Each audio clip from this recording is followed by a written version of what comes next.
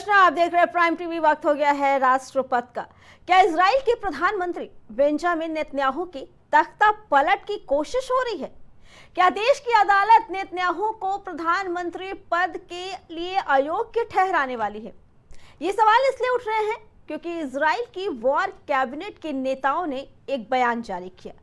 इस बयान में गठबंधन सरकार के नेताओं ने कहा है कि प्रधानमंत्री को अयोग्य ठहराने की कोशिश करना तख्ता पलट के बराबर होगा।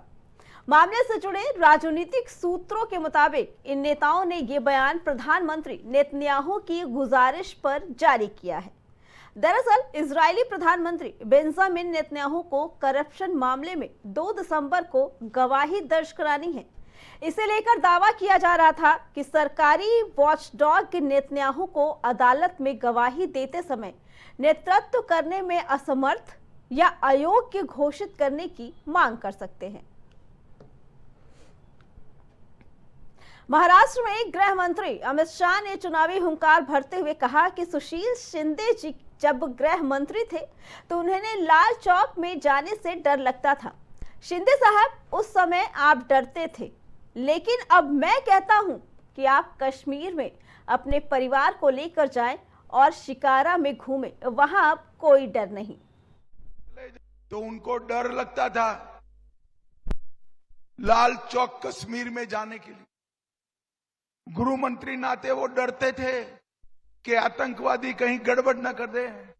शिंदे साहब, कोई बात नहीं, उस वक्त डरते थे, अब मैं कहता हूं आप चले जाइए कश्मीर में, पोतों पोतियों को लेकर शिकारा में घूमिए, कोई चिंता का कारण नहीं। झारखंड के बोकारो में राहुल गांधी ने जनसभा की, जहां लोकसभा में नेता प्रतिपक्ष और कांग्रेस सांसद राहुल गांधी ने कहा कि ये अरबपतियों की सरकार है, अडानी अंबानी जैसे लोगों की सरकार है। इनका काम आपका धन आपसे छीनने का है। जीएसटी जितना आप देते हो उतना अडानी देता है।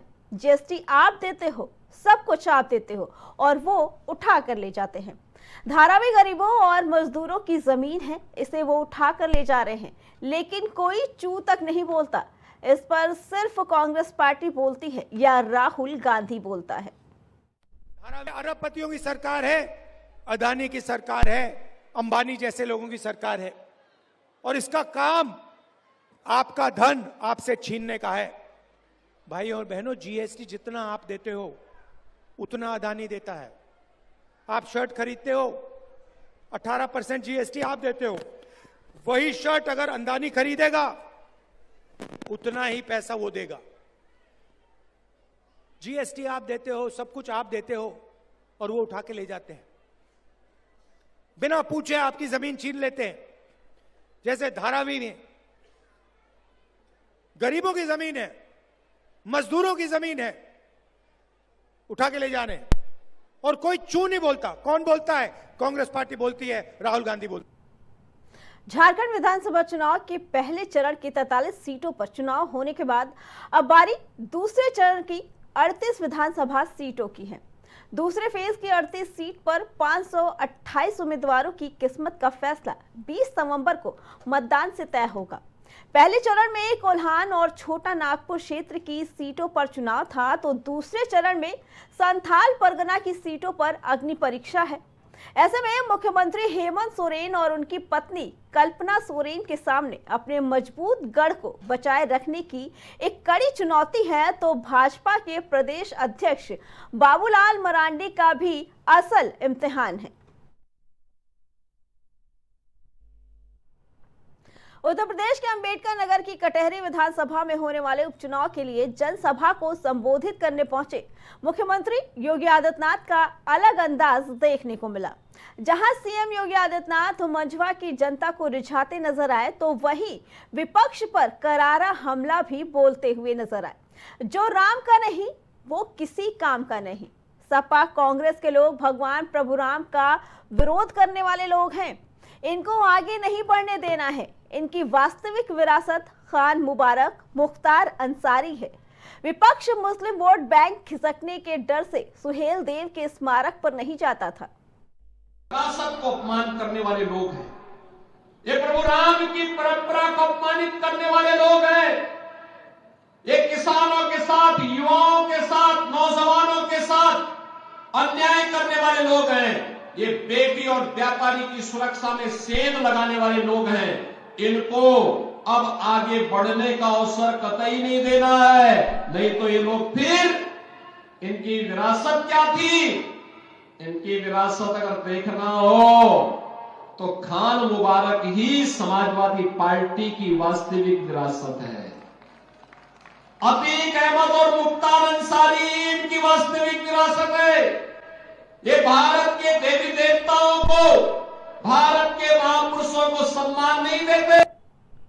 ट्रैफिक की समस्या कम करने और प्रदूषण के बढ़ते स्तर से निपटने के लिए दिल्ली में कई विभागों के लिए ऑफिस आने की टाइमिंग में बदलाव की घोषणा की गई है। दिल्ली के मुख्यमंत्री आतिशी ने अपने एक्स पर एक पोस्ट में इस संबंध में जानकारी दी। इस नए आदेश के मुताबिक यातायात और वायु प्रदूषण को कम करने में मदद के लिए दिल्ली के सरकारी कार्यालय व्यस्त समय में अलग अलग कार्य घंटों का पालन करेंगे। ये आदेश तत्काल प्रभाव से लागू किया जाएगा। नए आदेश के मुताबिक दिल्ली नगर निगम के कर्मचारियों के लिए दफ्तर की टाइमिंग अब सुबह 8:30 बजे से शाम 5 बजे तक होगी। केंद्र सरकार के कर्मचारियों के लिए टाइमिंग सुबह 9 बजे से शाम 5:30 बजे तक होगी। तो वहीं दिल्ली सरकार के अन्य विभागों के कर्मचारियों के लिए दफ्तर का समय सुबह 10 बजे से शाम 6:30 बजे तक का होगा। महाराष्ट्र विधानसभा चुनाव के लिए प्रचार अभियान अपने अंतिम दौर में है। सभी राजनीतिक दल और उनके नेता राज्य में अपनी पूरी ताकत झोंक रहे हैं। AIMIM प्रमुख असदुद्दीन ओवैसी भी अपने प्रत्याशियों के समर्थन में महाराष्ट्र में चुनाव प्रचार कर रहे हैं। इस दौरान उन्होंने कहा कि मुस्लिमों के पास राजनीतिक नेतृत्व नहीं है, बार्गेनिंग पावर नहीं है, इसलिए उनका राजनीतिक सशक्तिकरण भी कम हुआ है। मुसलमानों को राजनीतिक रूप से अछूत बना दिया गया है। महायुति को लेकर ओवैसी ने कहा कि लोकसभा चुनाव में मुसलमानों ने भी बीजेपी और शिंदे सेना के खिलाफ वोट दिया था। विधानसभा में लोगों का वोटिंग पैटर्न अलग होगा।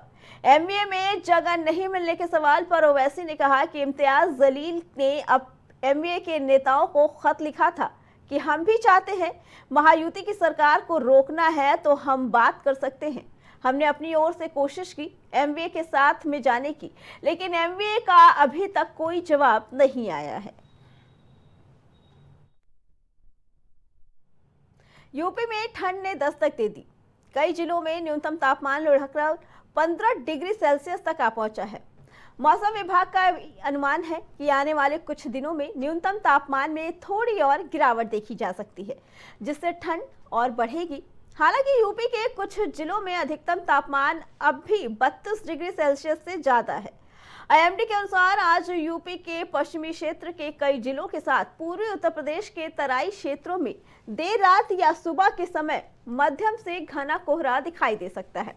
साथ ही मौसम विभाग की ओर से इसको लेकर येलो अलर्ट भी जारी किया गया। राजस्थान के देवली उनियारा विधानसभा सीट पर उपचुनाव के दौरान SDM को थप्पड़ मारने वाले निर्दलीय उम्मीदवार नरेश मीणा को 14 दिनों की न्यायिक हिरासत में भेजा गया है। शुक्रवार को वीडियो कॉन्फ्रेंसिंग के जरिए उन्हें कोर्ट में पेश किया गया। कानून व्यवस्था को ध्यान में रखते हुए कोर्ट ने वीडियो कॉन्फ्रेंसिंग के जरिए पेश करने के आदेश दिए गए थे।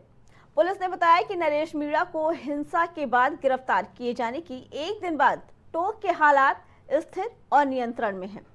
सैकड़ों लोगों के सामने एक मतदान केंद्र के बाहर मालपुरा के उपखंड मजिस्ट्रेट अमित चौधरी को थप्पड़ मारे जाने की घटना के एक दिन बाद गुरुवार को भी भीड़ ने एक मीडिया कर्मी और कैमरामैन पर हमला कर उनके कैमरे जला दिए थे। अगले साल पाकिस्तान की मेजबानी में चैंपियंस ट्रॉफी होनी है। इसे लेकर इंटरनेशनल क्रिकेट काउंसिल ने टूर्नामेंट की ट्रॉफी को पाकिस्तान भेज दिया।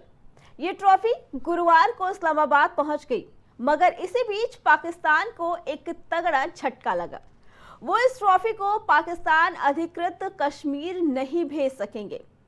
दरअसल पाकिस्तान सरकार ने प्लान तैयार किया था कि वो इस ट्रॉफी को 16 से 24 नवंबर के बीच ट्रॉफी को पूरे पाकिस्तान में घुमाया जाएगा। इसे दुनिया की दूसरी सबसे ऊंची पर्वत चोटी K2 पर भी ले जाया जाएगा। राष्ट्रपथ में फिलहाल इतना ही। बाकी खबरों के लिए देखते रहें प्राइम टीवी।